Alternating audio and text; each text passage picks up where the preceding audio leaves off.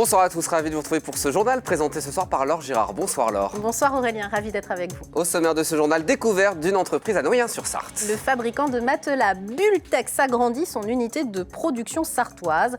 Découverte dans les nouveaux locaux de l'usine. Du sport miniature avec une épreuve du championnat de France de slot racing au Mans ce week-end. Et puis direction Arnage où plusieurs brasseurs locaux ont lancé leur bière de Noël à consommer avec modération bien sûr. Et puis l'invité radiophonique de notre journal ce soir. Paul-Joseph Bouladou, responsable d'antenne RCF Sarthe, fréquence radio 101.2. La radio associative chrétienne ouvre ses portes ce samedi 26 novembre au Mans à l'occasion du Radio Don. On en parle dans ce journal. Mais pour commencer, Laure, une info trafic. À 15h30 ce vendredi, un accident impliquant un poids lourd sur l'autoroute A11 dans le sens Angers-Le Mans, à hauteur de Bailleul. L'accident a entraîné un bouchon important en amont de la sortie numéro 10, Sablé-la Flèche. À 17h, la circulation était toujours arrêtée et les usagers invités à quitter l'autoroute à la sortie numéro 10. L'accès à l'A11 était toujours interdit via cet échangeur.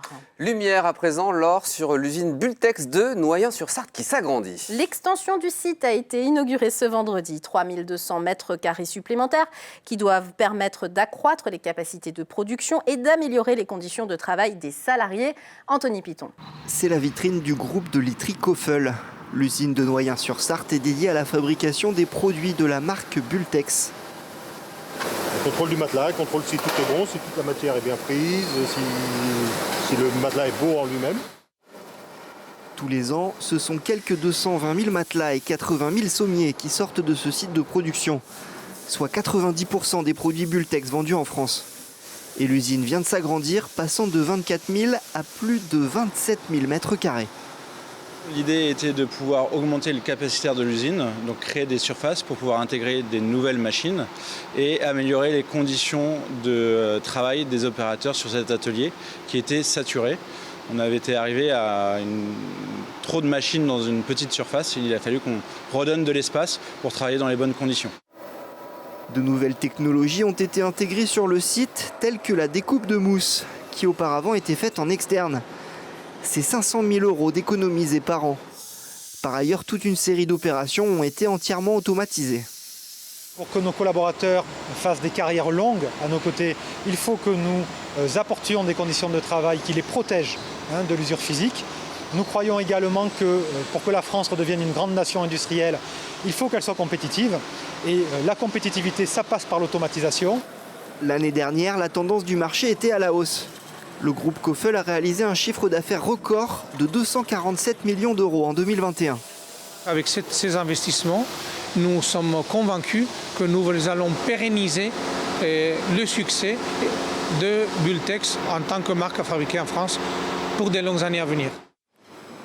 L'usine Bultex de Noyen-sur-Sarthe semble donc encore promise à un bel avenir. L'entreprise emploie à ce jour 144 personnes. Dans les prochains mois, elle prévoit de recruter entre 10 et 20 employés supplémentaires. Ce 25 novembre, c'est la journée internationale pour l'élimination de la violence à l'égard des femmes. C'est comme ça qu'on dit, Laure. C'est absolument l'intitulé de cette journée. Et les chiffres des violences intrafamiliales sont inquiétants dans notre département. En zone police, les interventions augmentent de 6% au sein des familles au cours des 8 premiers mois de l'année 2022. Pendant cette période, on recense plus de 1700 interventions contre 1600 l'année dernière sur la même période. Les plaintes sont aussi en augmentation. En zone gendarmerie, cette fois, en 10 ans, les atteintes à l'intégrité physique ont été multipliées par 2 au sein des familles. 15% des plaintes concernent des atteintes sexuelles. Et puis, autre sujet, la grippe aviaire progresse dans notre département. La préfecture nous indique qu'un 4e foyer a été détecté dans le département, dans une basse-cour. Pour rappel, des mesures de prévention s'appliquent à tous les propriétaires de volailles, professionnels comme particuliers. Et les basses-cours doivent être recensées en mairie. On va parler à présent d'une course qui aura lieu ce week-end. Laure, je ne connais pas une course de slot car. Oui, c'est ça. Alors, c'est une course de voitures, mais en miniature. Le Slot Racing Club du Mans organise la seconde épreuve du championnat de France, quand même. 13 équipes, 40 pilotes et des bolides qui se défient sur un circuit électrique. Et pour les compétiteurs, vous allez le voir, c'est loin d'être un jeu. Enzo Maubert. Les yeux rivés sur la piste, ces slotters, comme on les appelle, ne quittent pas une seule seconde leur voiture des yeux. Dans le slot racing, ces bolides miniatures font la course, comme les grandes, sur un circuit électrique. Le slot racing, c'est très simple. On a entre 1 et 8 ou 15 participants en fonction de la piste, le même nombre de voitures et après une poignée qui nous permet d'accélérer et de freiner en relâchant. Au pilote de trouver sa stratégie, mais la victoire se joue aussi dans les stands. Cette Mercedes a beau être en modèle réduit, elle a le droit à un check-up complet. Tout doit fonctionner comme sur une voiture de compétition, grandeur nature.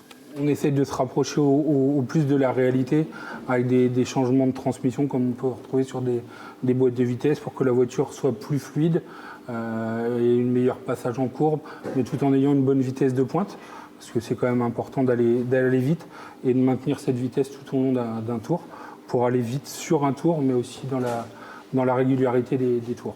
Attention tout de même à la sortie de piste. Ces bolides montent parfois jusqu'à 40 km/h. La population des Pays de la Loire devrait augmenter dans les 50 prochaines années, Laure. Oui, l'INSEE a publié une vaste étude sur l'évolution de la population d'ici 2070. Il en ressort 2 chiffres intéressants pour nous, ligériens. Du fait de la disparition progressive des baby-boomers, la population régionale devrait gagner 434 600 habitants en l'espace de 52 ans, c'est précis. Mais la Sarthe comme la Mayenne vont perdre des habitants, contrairement aux autres départements de la région. Moins 22% pour la Sarthe, au profit, on s'en doute, de la Loire-Atlantique et de la Vendée. Notre région reste en tout cas très attractive sur son littoral. 100.2, c'est la fréquence de RCF Sarthe. On va en parler ce soir justement avec notre invité, c'est Paul-Joseph Bouladou, le responsable d'antenne de cette radio qu'on aime beaucoup. Bienvenue, chers confrères, sur ce plateau. La radio associative chrétienne ouvre ses portes ce samedi 26 novembre au Mans à l'occasion du Radiodon. Qu'est-ce que c'est que le Radiodon ? Alors le Radiodon, c'est très simple. Il faut savoir que RCF, avant d'être une radio, c'est une association de loi 1901. Donc qui dit association dit pas de bénéfices. On ne vit que de dons. Des dons qui, s'ils sont excédentaires, sont soit servent de réserve, soit sont investis. Il n'y a pas d'investisseurs, il n'y a rien. Il n'y a qu'une association. Et l'avantage de cette association, c'est qu'il n'y a pas de pub, ce qui peut être considéré comme un luxe. C'est vrai. Donc le Radiodon, c'est le réseau RCF, parce que RCF, c'est 64 radios disséminées à travers la France, 600 000 auditeurs jour, dont nous, notre petite antenne ici en Sarthe, 7 employés, 3 journalistes, 70 bénévoles même. C'est énorme. C'est énorme. 70 bénévoles sur la Sarthe, sachant que vous êtes diffusé sur un rayon autour du Mans. Et ce qu'il faut bien comprendre, c'est que cette radio est faite par les auditeurs. C'est vraiment ça. Elle appartient aux auditeurs, Elle appartient aux auditeurs, et d'ailleurs, ils ont un énorme rôle à jouer. On a des animateurs bénévoles, je ne vais pas dire qu'on va plus les entendre que moi, mais pas loin, qui participent activement. C'est 4h30 de programme par jour. Ça, avec 3 journalistes, c'est vrai que ça, c'est compliqué. Les auditeurs, ils amènent un souffle, ils amènent, les bénévoles, un regard nouveau. Et donc, le Radiodon, pour y venir, c'est une semaine organisée par RCF, dans laquelle nous récoltons des dons. Et demain, ça finit dimanche. Demain, portes ouvertes. Samedi 26 novembre. Donc à la Maison Saint-Julien, 26 rue Hubert-Meillan. 10h midi, nous sommes en direct avec des animateurs bénévoles, avec l'équipe de journalistes. Et donc les gens peuvent venir assister finalement à un direct radio. On n'a pas l'habitude de voir les gens faire de la radio. Les gens peuvent, s'ils le souhaitent, être derrière moi, et derrière Agnès, mes collègues, être derrière Mathieu, le technicien qui sera en régie. Ils peuvent être directement dans le studio.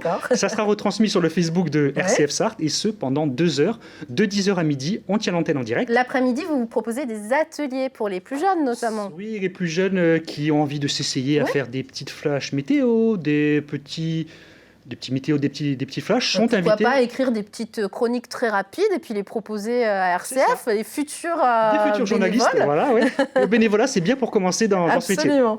Une rédaction de journalistes, vous l'avez dit, et on voit des images de 2018 à l'antenne. Des journalistes qui sont tout à fait indépendants dans leur ton et dans les sujets qu'ils peuvent traiter. Tout à fait. RCF Sarthe est un média indépendant avec une identité chrétienne, avec des émissions en partenariat avec le diocèse. Pour être très honnête, on pense à identité chrétienne. Est-ce qu'on parle par exemple du scandale de la pédophilie dans l'église sur RCF Sarthe? Évidemment. En fait, ce qu'il faut savoir, c'est que RCF Sarthe est dans une vision, RCF tout court, apaisée de l'actualité. C'est qu'on évite le fait divers. Le fait divers en général. Mais est-ce qu'on parle des sujets chauds? Effectivement. On en parle. Le mois dernier, il y a eu 1 an du rapport de la SIAZ. J'ai fait une émission avec le père Grégoire Cador, qui est administrateur diocésain, parce que le diocèse est en vacances, il n'y a pas d'évêque pendant 1 an. Donc effectivement, on n'évite aucun sujet. On est un média indépendant, des émissions en partenariat avec le diocèse. on est dans leurs locaux, voilà. Donc, mais Bien sûr. on est un média 100% indépendant. Et qui est ouvert à tous, même si on n'est pas forcément chrétien. Alors, il y a une partie religieuse, évidemment, mais il y a aussi l'actualité. Tout à fait. D'ailleurs, ce qu'il faut savoir, ce sont les chiffres de Médiamétrie. Un auditeur sur 2 de RCF n'est pas chrétien pratiquant. Il y a même jusqu'à 7% de musulmans. En général, c'est vrai que ça parle aux gens qui sont en quête de sens, qui aiment tout ce qui est spirituel. On a une émission... les rendez-vous de l'œcuménisme. On reçoit même des personnes d'autres religions et on parle évidemment de faits généralistes comme tout média qui se respecte. Pour l'instant, environ 6000 auditeurs écoutent RCF Sarthe d'après les différents sondages. Et bientôt, l'année prochaine, le DAB+, qui va arriver. Alors ça va être quoi en termes de plus pour vous justement? Alors le DAB+, si vous me pardonnez la plaisanterie, on l'attend comme le Messie. Oui, Pourquoi en je dis effet. ça? En fait, c'est très simple. Pour l'instant, on a un seul émetteur, c'est-à-dire qu'on couvre Le Mans et les alentours. On ne va pas se mentir, il y a l'application, il y a le site, mais en 101.2, si vous passez Conly, vous n'allez pas forcément bien nous entendre. Quand on va dans certains coins et qu'on s'éloigne du Mans.